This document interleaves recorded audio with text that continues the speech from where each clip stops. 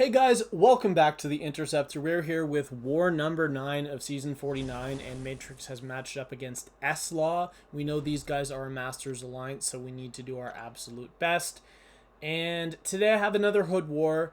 I believe I'm using him for 6 fights, and I'm using Havok for 1 fight.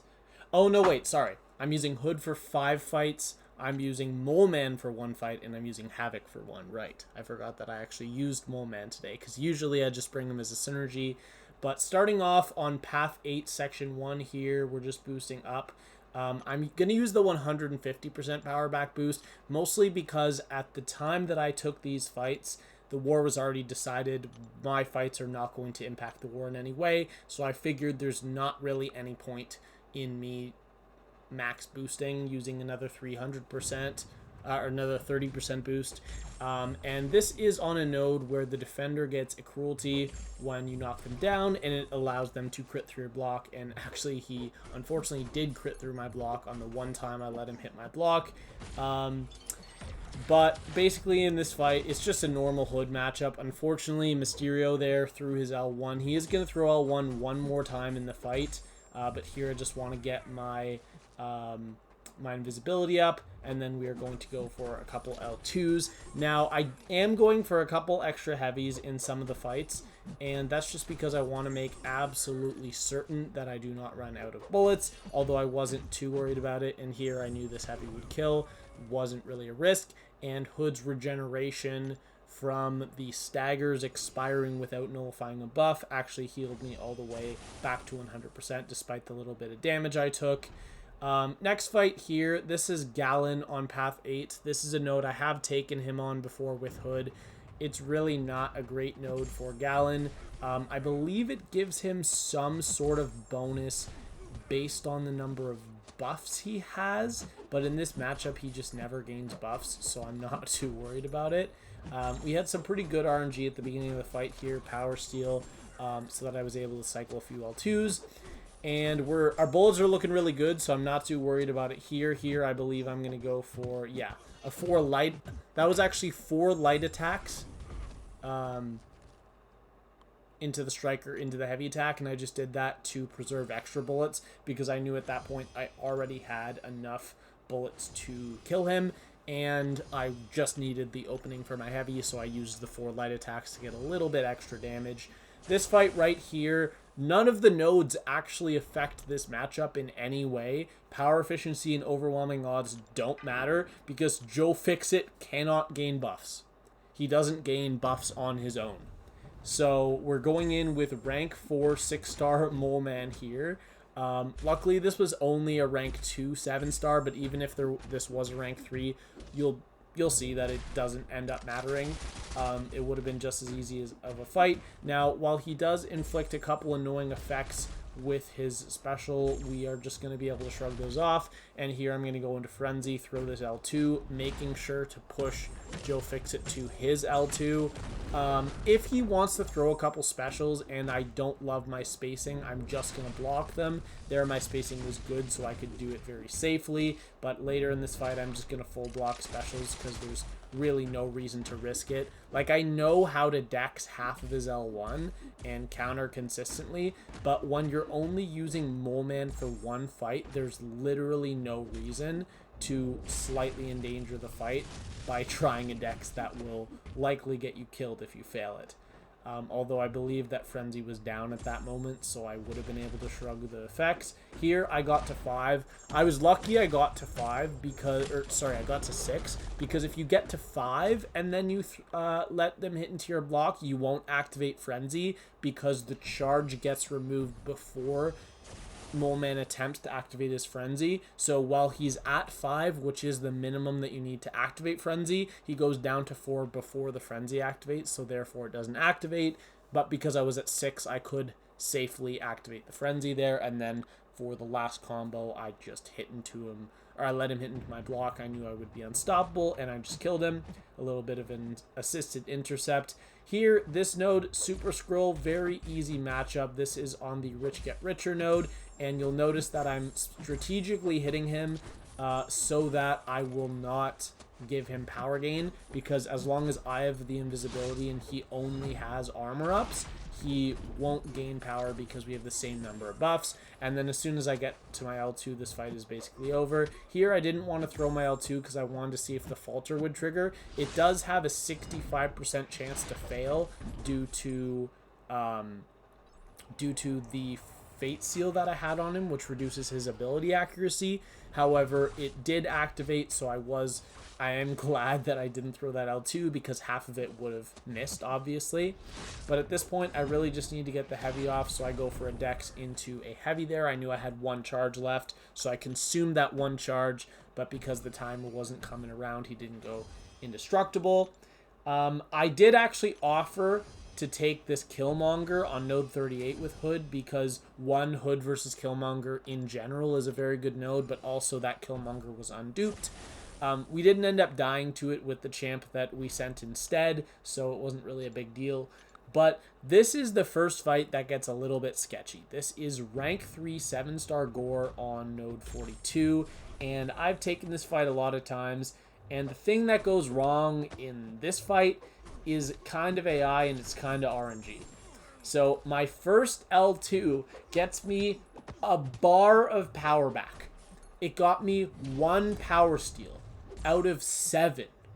And each one has a 45% chance to activate. If you don't understand how astronomically unlucky that is, it's absurd. I got so unlucky. And here, I can't power steal. I only got 1 power steal, again, out of 4 hits. And right here, I'm going to make the only mistake in this fight. I'm going to eat the L2. Boom. Big crit on the L2. My charges are about to expire, so I take a little bit of damage back to get them down. But at this point, I just need to reactivate, to remove the protection, and then the fight will be completely fine. Here I go for a heavy. Of course that's not going to work, idiot. So I walk in, I go for another heavy attack because I still have my miss up and he does not have vigilance. But at this point, the regeneration is going absolutely crazy. He went all the way down to 5% from my heavy attack, but he's now regenning. I think he's going to get up to like 30% before I'm able to remove this.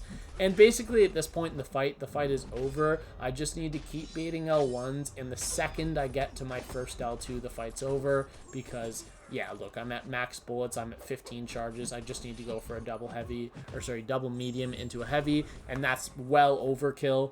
But, yeah, I lost a lot of health in that fight to eating that L2. I wasn't actually trying to full dex it. I know how to, but I'm just not super consistent. I just didn't do a great job of blocking it, and it's as simple as that. I should have just blocked it, and I would have lost about 20% of my health. Instead, I decided to eat it, and I lost 70% of my health, so that's fun.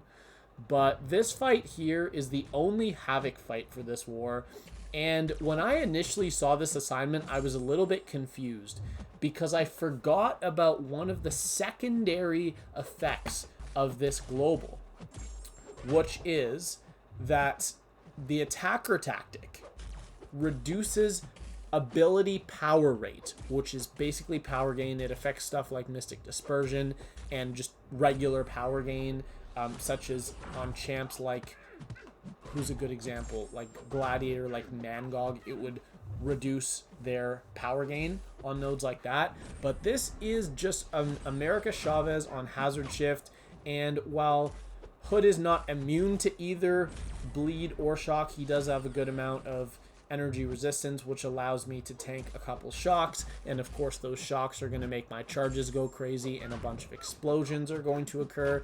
Additionally, the attacker tactic reduces ability accuracy of Shrug Off, which allows me to completely ignore the Conflictor here, because without ignoring Conflictor, Havok versus Conflictor is a terrible matchup, because you're just constantly activating debuffs that you have almost no control over. Obviously there's a way to prevent them from happening, but it's kind of usually counterintuitive to the fight itself. And I don't really know why I threw that 1L2, because it definitely delayed the fight. It would have been faster to go to an L3, but here I get to my L3 and I just throw it. but I did end up losing 47% health just to the shocks alone, because when I'm not taking much damage from one individually, but when 6 or 7 stack up, it does start to become a problem. This fight right here, this is my last fight of the war, and it's going to be Node 47 Gladiator with Hood. This is a pretty straightforward fight. I have done this matchup before on this node. Going to use a couple potions on Hood because of eating that L2 against Gorr. But this is the fight that the title is about. When the RNG is too good. Because in this fight...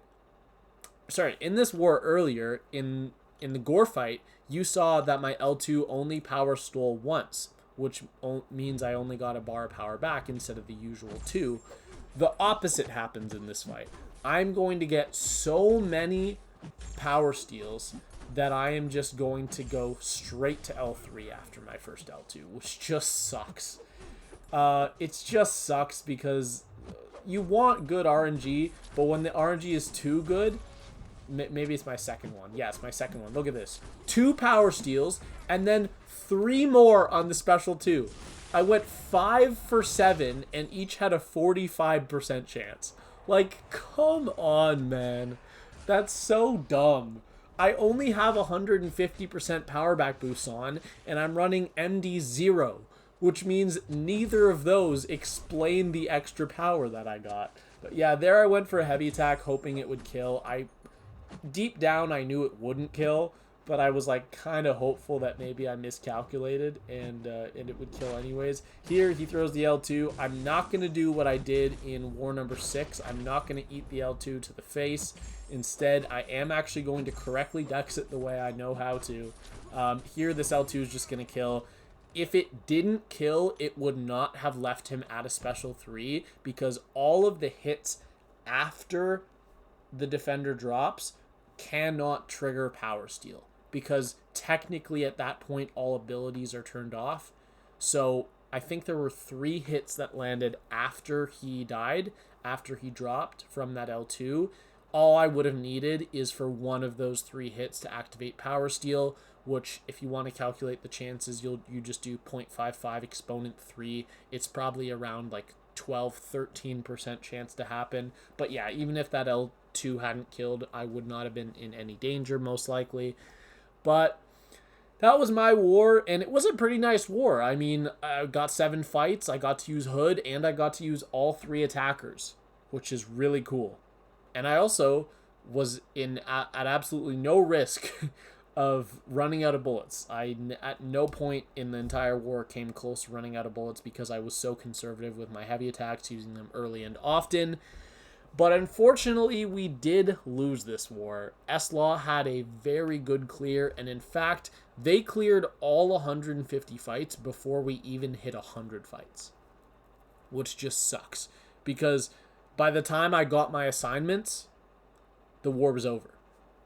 I got my assignments really late this war with about 6 hours left, and I think it was even less than that. It was a little less than that. It was like 5 hours.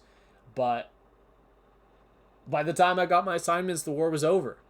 So I joined and I was like, okay, I'll try to clear my fights and not die anymore.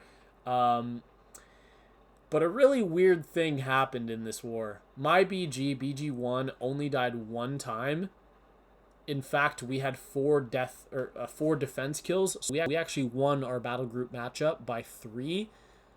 Battle group 2 also only had 1 death. But our battle group 3 in this war had 13 deaths. So it just sucks that on wars where my battle group actually performs, unfortunately, one battle group just has an off day and completely loses us the war.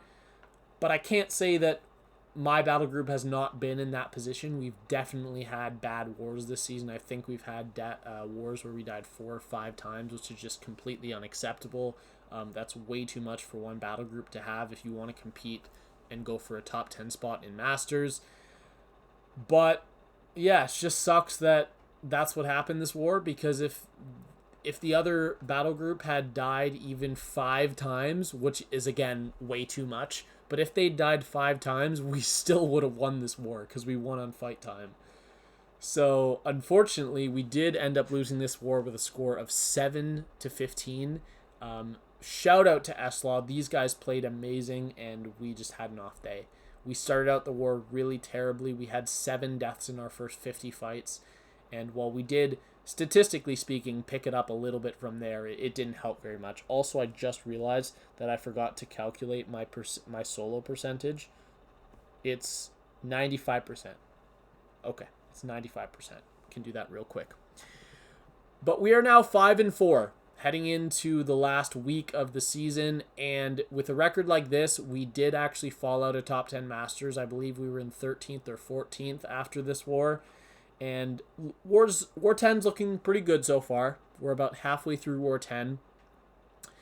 But at this point, we need to win all 3 wars. If we don't win all 3 wars, we have almost no chance at top 10. If we win 2 wars and lose 1 and end with a record of 7-5, we won't make top 10.